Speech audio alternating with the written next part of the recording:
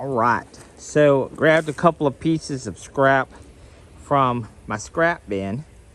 And the first thing we need to do in this process before we start chopping rebar is we need to basically make us a little cut stick, what I call a cut stick. So there are two pieces of rebar, two sizes of rebar that we need. We need 19-inch rebar, and we need 11.5-inch rebar.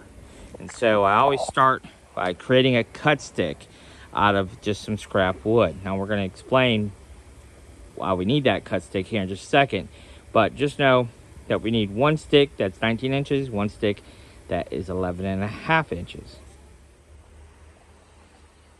All right, so our first step here is to get our rebar cut, I think. And so I've cut my cut stick to 19 and 11.5 inches. I have found that this really works pretty well.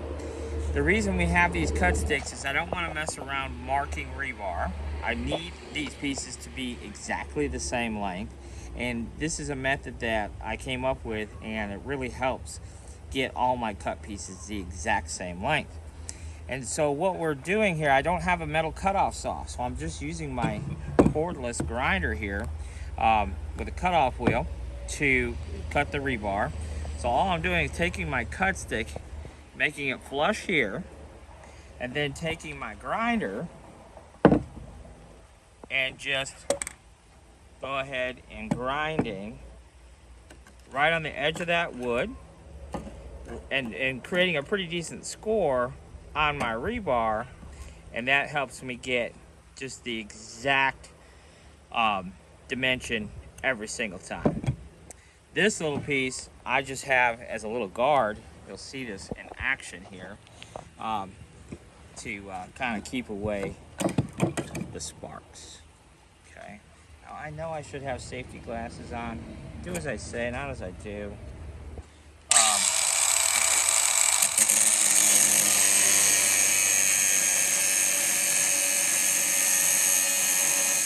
Now once I've created that score line real good, I can just move that piece of wood out of my way.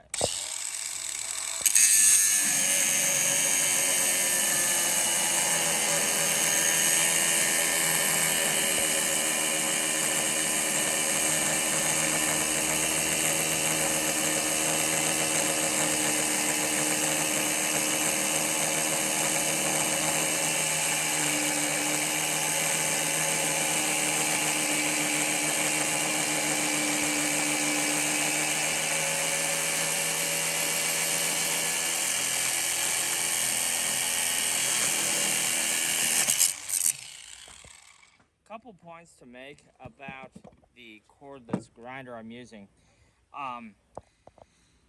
Its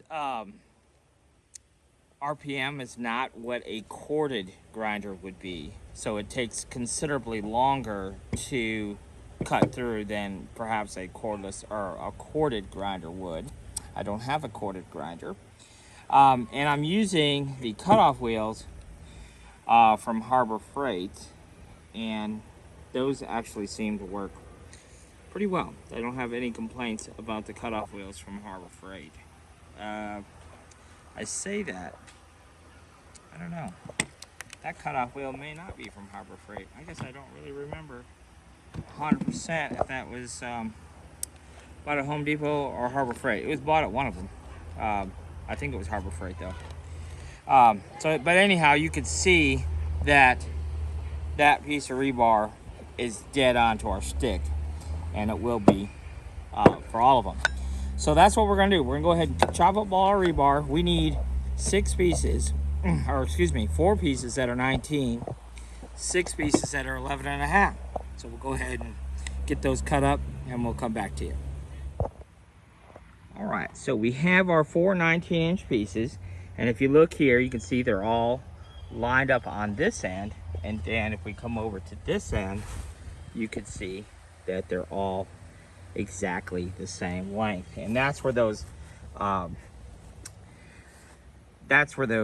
cut sticks really help us maintain that exact length. I just found that it works really, really well, and you get predictable, exact results. And you don't have to mess with, actually marking the rebar every time you go to cut a piece. So now we'll go ahead and cut our 6 11.5 pieces the same way, and then we'll come back to you. All right, so we've got all of our pieces cut now. We've got 4 at 19, and we have 6 at 11.5. And like I said, with that cut stick method, you can see they're all, you know, if they're not exactly the same, they're very, very close to the same. And that's what we want. So now our next step then is to go ahead and make our jig for our leg frames. So that will be what we look at next. All right, let's bring you up to speed on what we did for our jig pieces, okay?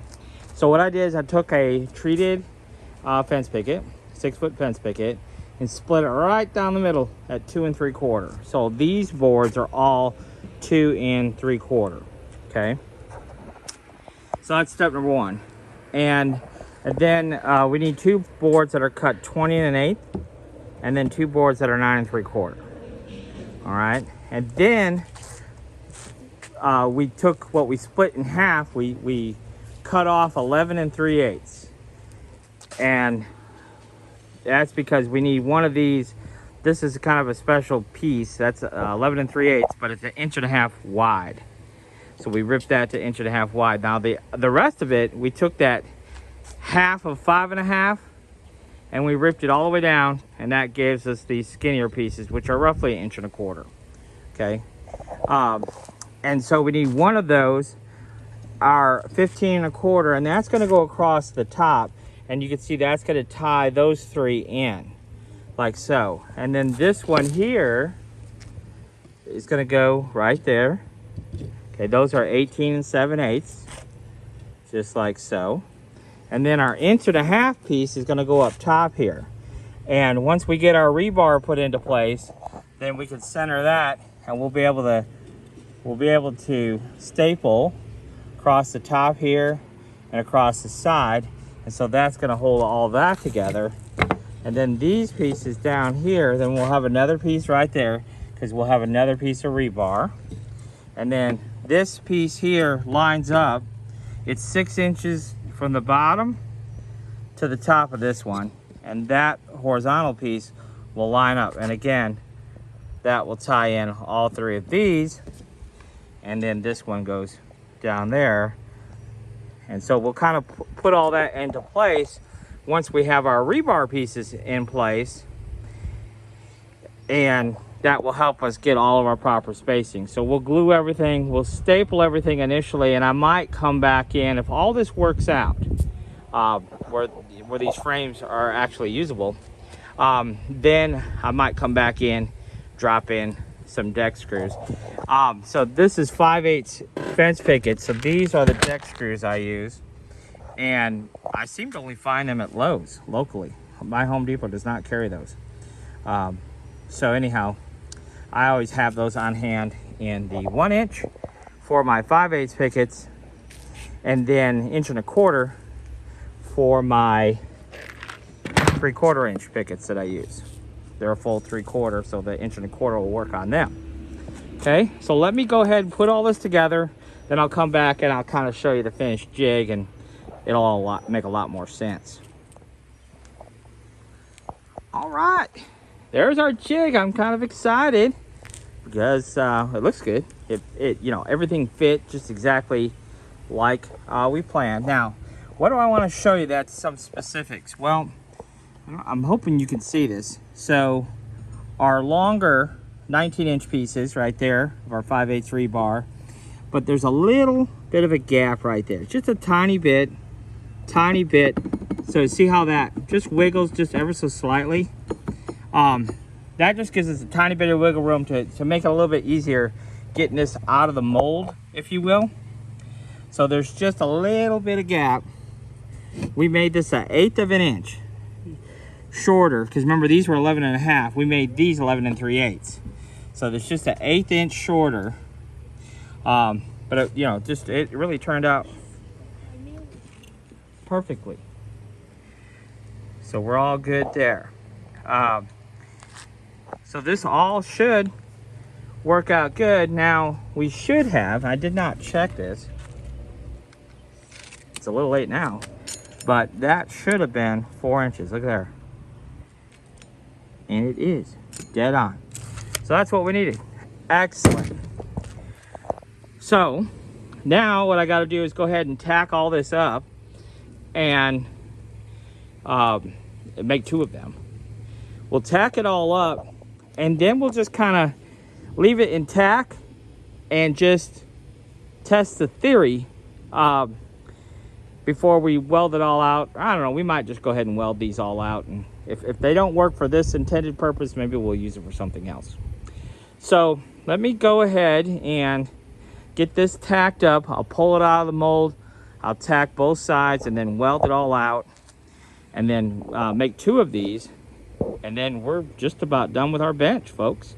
So let me get this welded up, and we'll go from there. All right, we are ready to weld. Let's talk about our welding setup. Nothing too special. I'm using Lincoln Electric Easy MIG 140. I'm using the flux core option. This model does take gas, but we're using 035 wire flux core. Our speed is about somewhere between 2 and 3 when we're doing 5/8 rebar, and then our heat setting is at the maximum heat setting. Okay, so we're gonna go ahead and tack all this up, make a couple frames, and see how this thing will go together. So let me get that all tacked up, and we'll go from there. Well, there is the completed bench. Now I happen to have a 2x10 floating around, so I just went ahead and used that for my bench. I just cut it at 40 inches, and it really turned out surprisingly well. So if there was anything I could say that I think might help us, it's maybe instead of 10 degrees, maybe using 12 or 15. But really, honestly, the 10 degrees does work quite well. You know, you just have to kick these legs out till it pinches the board, and you're good to go. Now, there is one, so as far as the weight capacity, I think the 5/8 is fine. I don't think it would budge at all. You know, I'm almost 300 pounds, and it holds me just fine. So I'm not concerned there. But one thing we could do, if we were concerned about it, I did think about this already, is that horizontal bar right there. We could take 2 little, like 1-inch pieces of rebar right in the middle, about 3/4 of an inch apart, and then we could take a piece of 3/8 or a piece of half and just bend over the ends. You know, just kind of put like a 2-inch hook on it, and then we could just hook it, and those 2 pieces of rebar standing up on end would keep our hook centered, but then our legs could, you know, there's no way our legs could collapse in that situation, and you could still knock it all down and pack it up and take it with you. That's what I love about it, is the portability of it. So you can still have a good looking bench, and it's just a good looking bench. I really like it. You know, something we could do if we wanted to, up top here, we could wrap it, we could have that spacing be just a little bit more, because right now the board just fits. But we could have that spacing farther apart, and we could wrap some nautical rope around there.